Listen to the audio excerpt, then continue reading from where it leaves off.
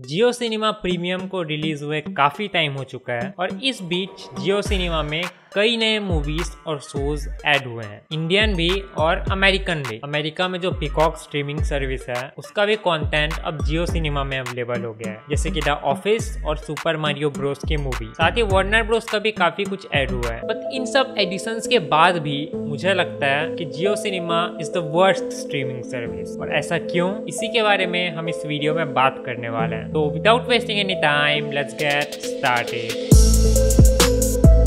तो जियो सिनेमा में अभी सिर्फ एक ही प्लान अवेलेबल है, बेस्ट ऑफ हॉलीवुड, जिसका प्राइस है 999 रुपीज और जिसमें अधिकतर इंग्लिश मूवीज और शोज आपको देखने को मिलते हैं। तो सबसे पहली बात, एक चीज तो क्लियर है कि जियो सिनेमा इस प्लान से एक प्रीमियम ऑडियंस को टारगेट कर रहा है। और वैसे तो हर कोई फैमिलियर है स्ट्रीमिंग सर्विसेज से, हर कोई यूज करता है स्ट्रीमिंग सर्विसेज को, चाहे वो नेटफ्लिक्स हो, हॉटस्टार हो। बट ये जो ऑडियंस है, इनमें से मोस्ट लोग जब इंडिया में ये सब मूवीज और शोज ऑफिशियली अवेलेबल नहीं भी थे तब भी उनको देखते होंगे। और जब ऑफिशियली अवेलेबल नहीं होता है तो आपको काफी मेहनत करनी पड़ती है देखने के लिए, आपको मतलब समुद्र की लहरों में तैरना पड़ता है। और बेसिकली मेरा कहने का मतलब यह है कि मोस्ट ऑडियंस इनमें से टेक्निकली एक्सपीरियंस्ड होगी, क्योंकि समुद्र की लहरों में तैरना पड़ा है इस ऑडियंस को। तो आप ऐसे एक्सपीरियंस्ड ऑडियंस को एक ऐसा प्रोडक्ट बेचना चाहते हो जिसकी क्वालिटी सब स्टैंडर्ड है, जिसमें जरूरत के हिसाब से फीचर्स नहीं है। और बहुत सारे प्रॉब्लम्स हैं इसमें, जैसे कि सबसे पहला प्रॉब्लम एड्स। चाहे आप लाइव देख रहे हो या फिर ना देख रहे हो, चाहे आपके पास सब्सक्रिप्शन हो या फिर ना हो, आपको एड्स देखने ही पड़ेंगे। एंड मुझे पर्सनली ये सबसे बकवास चीज लगती है जियो सिनेमा की, कि आप यूजर को ऑप्शन भी नहीं देते हो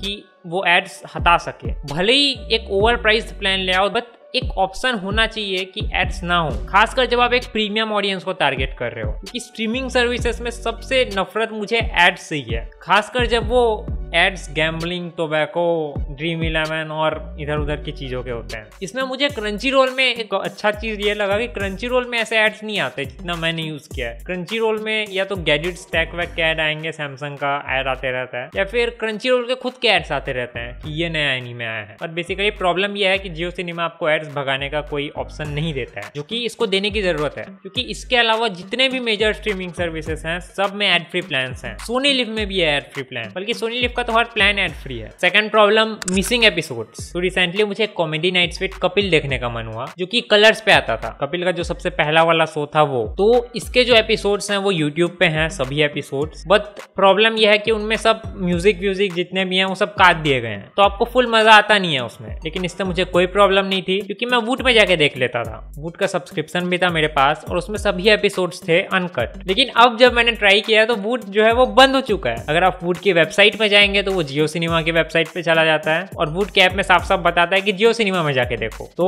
मैंने मजबूरी में चला गया जियो सिनेमा में, लेकिन वहां पे पूरे एपिसोड्स ही नहीं है, सिर्फ 45 एपिसोड्स हैं। एंड तो अब मैं कैसे देखूं उन एपिसोड्स को जो मुझे देखने हैं। एंड मुझे लगता है यहाँ पे यही एक चीज होगा, खासकर जब comedy nights with Kapil one of the most popular shows था वूट पे, तो जब उसके साथ ऐसा हो रहा है तो बाकी और जो शोज आए होंगे उनमें भी हो सकता है कई चीजें मिसिंग हो। तो मैंने बाकी शोज को तो पर्सनली खोल के नहीं देखा है, बट मिसिंग एपिसोड्स तो हैं यहाँ पे। क्योंकि comedy nights with Kapil probably most popular show था वूट पे। वेट बिग बॉस, इसको भी मैं एक प्रॉब्लम मानना चाहूंगा, हालांकि ये सब्जेक्टिव चीज है। बट बिग बॉस, जब भी आप खोलोगे जियो सिनेमा को आपको बिग बॉस का लोगो दिखाया जाता है, बिग बॉस में क्या हो रहा है वो दिखाया जाता है, पूरा मूड खराब कर देता है ये।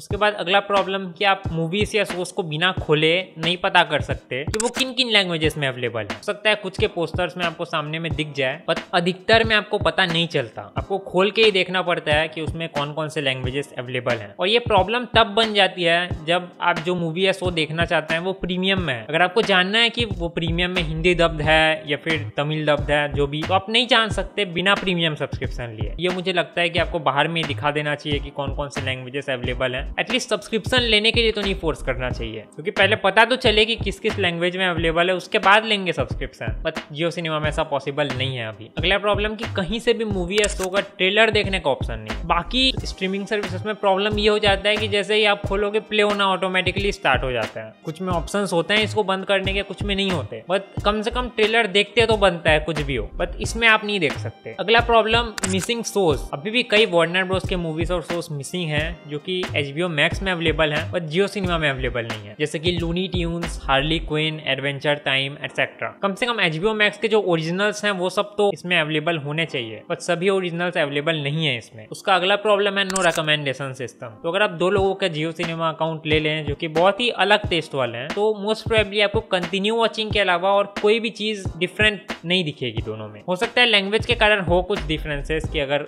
एक हिंदी वाला है दूसरा कन्नड़ में देख रहे हैं ओनली, तो उसमें हो सकता है, बट आप जो देख रहे हैं उसके हिसाब से वो आपको और रिकमेंड नहीं करता। एंड ये मैं कहूंगा अभी उतना बड़ा प्रॉब्लम नहीं है, लेकिन इससे और ज्यादा इंपॉर्टेंट चीज है जियो सिनेमा में फिक्स करने की जरूरत है, बट ये भी एक स्ट्रीमिंग सर्विस का एसेंशियल फीचर है, खासकर आज के टाइम पे। अगला प्रॉब्लम प्रोफाइल्स का कोई फीचर ही नहीं है। उसके बाद अगला प्रॉब्लम यह है कि आप सिर्फ ईयरली ही ले सकते हैं, आपको मंथली और हाफ ईयरली वैसा कुछ ऑप्शंस नहीं मिलते। आई मीन अगर आप मंथली नहीं भी दे सकते तो हर 3 मंथ्स के लिए तो कम से कम एक प्लान दे दो। एंड इसलिए मैं बोल रहा हूँ जियो सिनेमा वर्स्ट स्ट्रीमिंग सर्विस है, क्योंकि यूजर खरीदे ना खरीदे वो उसकी मर्जी, लेकिन यूजर को चॉइसेस तो दो ना यार। जियो सिनेमा चॉइसेस ही नहीं दे रहा है, फोर्स कर रहा है आपको कि एक ही प्लान लो, उसमें भी एड्स हैं। उसके बाद जियो स्टूडियोज की वो मूवीज जो थिएटर्स में रिलीज होती हैं उनको जियो सिनेमा में आने में बहुत टाइम लग जाता है। अगर हम विक्रम वेधा और भेड़िया को हटा भी दें जिनके लिए 6 महीने से ज्यादा का टाइम लग गया था, तो एक और एग्जाम्पल होगा जरा हट के जरा बच के। उसके बाद जो मूवीज रिलीज हुई थी वो OTT पे आ चुकी है,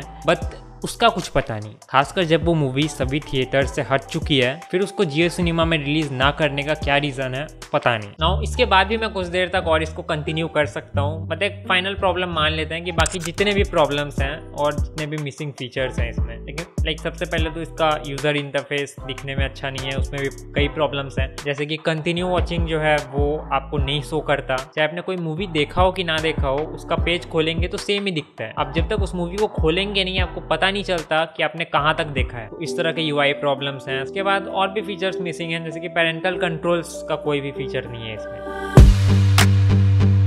अगर आपको किसी को पायरेसी से दूर ले जाना है कि आओ हमारा स्ट्रीमिंग सर्विस यूज करो, तो आपको आपके स्ट्रीमिंग सर्विस को बहुत इजी टू यूज बनाना पड़ेगा। उसमें कोई भी प्रॉब्लम्स नहीं होने चाहिए, बहुत ही मजा है उसको खाली स्क्रॉल करने में मजा है, लाइक नेटफ्लिक्स स्क्रॉल करने में ही मजा आता है। या फिर मैं ही पागल हूँ। बट एनीवेज एक स्ट्रीमिंग सर्विस का यूजर एक्सपीरियंस उतना अच्छा होना चाहिए, यूजर को कोई भी प्रॉब्लम्स नहीं होने चाहिए, तब तो वो पायरेसी को छोड़ के आएगा। क्योंकि पायरेसी में तो आपको फ्री में मिल रहा है हर चीज, भले ही एक्स्ट्रा मेहनत करनी पड़ रही होगी समुद्र की लहरों में, अगर आपको फ्री में मिल रहा है वो, और यहाँ पे आपको उल्टा प्रॉब्लम हो रहा है जियो सिनेमा में देखने में, तो जियो सिनेमा में क्यों देखेंगे लोग। और इसलिए इतने सारे प्रॉब्लम्स के कारण जितने भी मेजर स्ट्रीमिंग सर्विसेज हैं, Netflix, Hotstar, ZEE5, Sony Liv, ये सब में से जियो सिनेमा मुझे सबसे बकवास लगता है। हालांकि मोस्ट प्रोबेबली कभी ना कभी ऐसा समय आएगा कि जियो सिनेमा में ये सारे प्रॉब्लम्स फिक्स हो गए होंगे, बट जिस तरह से ये चल रहा है मुझे लगता है इसमें बहुत टाइम लगने वाला है। और ये सब प्रॉब्लम्स फिक्स करने में उतना टाइम नहीं लगना चाहिए, उतने कोई कॉम्प्लेक्स चीजें नहीं है, बेसिक फीचर्स हैं जो होने चाहिए एक स्ट्रीमिंग सर्विस में। और देखा जाए जियो सिनेमा को रिलीज हुए काफी साल हो चुके हैं, फिर भी ये सब फीचर्स इसमें मिसिंग हैं, इतने सारे प्रॉब्लम्स हैं, इसको फिक्स क्यों नहीं किया जा रहा है कुछ अता पता नहीं है। जब जियो सिनेमा इतना खर्च कर सकता है कंटेंट को खरीदने में, तो अपने ऐप पे भी थोड़ा मनी स्पेंड क्यों नहीं कर सकता। और जो कंटेंट को खरीदा है उसको तो कम से कम पूरा दिखाओ यार, आधा एपिसोड छोड़ रहे हो, शोज मिसिंग है, और साथ ही यूजर को चॉइसेस भी दो। बट एनीवेज ये मेरे ओपिनियंस थे जियो सिनेमा को लेकर, आपके क्या ओपिनियंस हैं आप कमेंट्स में जरूर बताइए। एंड इस वीडियो में बस इतना ही था। Thanks for watching, keep watching techno Vaibhav.